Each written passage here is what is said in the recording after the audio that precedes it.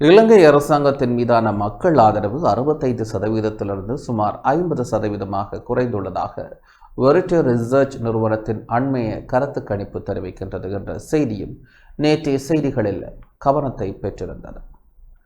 இலங்கை அரசாங்கத்திற்கான மக்கள் ஆதரவு இன்னமும் 50%க்கு அருகில் காணப்பட்டாலும் கடந்த 5 மாதங்களில் ஏற்பட்டுள்ள 15% புள்ளி வீழ்ச்சி அரசாங்கத்துக்கு முக்கியமான அரசியல் எச்சரிக்கையாக அமைந்துள்ளது. வெரிட்டி ரிசர்ச் நிறுவனத்தின் 2026 ஜூலை மாத தேசத்தின் மனநிலை கருத்து கணிப்பில் அரசாங்கத்தின் செயற்பாட்டை 49.83% அங்கீகரித்துள்ளனர். இது பிப்ரவரியில் பதிவான 65%உடன் ஒப்பிடுகையில் குறிப்பிடத்தக்க சரிவாகும்.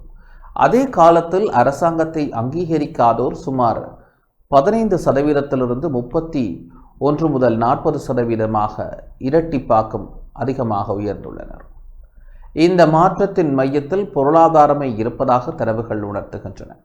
பொருளாதாரம் முன்னேறுவதாக கருதுவோர் 64%இலிருந்து 41.63% குறைந்துள்ளனர். மறுபுறம் பொருளாதாரம் மோசமடைவதாக கருதுவோர் சுமார் 15%இலிருந்து 40.29% உயர்ந்துள்ளனர்.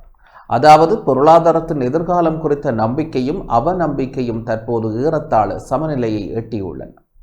மக்கள் எதிர்காலத்தை பற்றியே கவலைப்படவில்லை.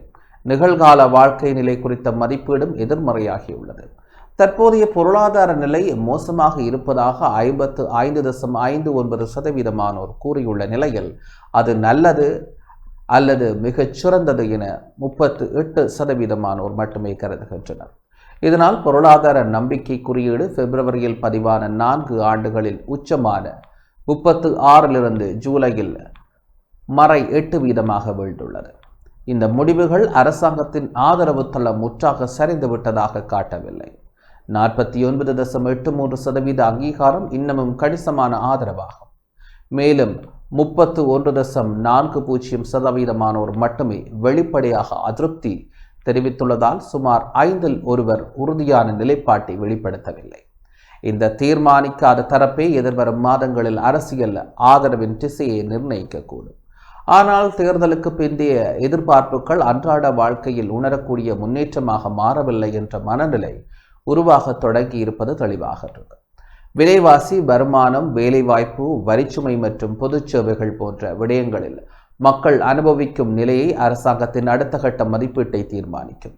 கருத்து கணிப்பு ஜூலை 11 முதல் 30 வரை நாடளாவிய பலகட்ட சீரற்ற மாதிரியில் தெரிவு செய்யப்பட்ட 2013 பெரியவர்களிடம் நடத்தப்பட்டுள்ளது.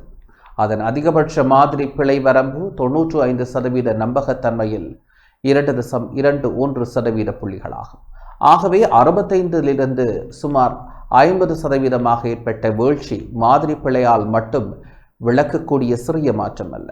அது உண்மையான மக்கள் மனநிலை மாற்றத்தை காட்டும் வலுவான அறிகுறியாகும். மொத்தத்தில் இந்த கருத்து கணிப்பு அரசாங்கத்திற்கு உடனடி நிராகரிப்பை விட ஒரு மஞ்சள் எச்சரிக்கையை வழங்குகின்றது.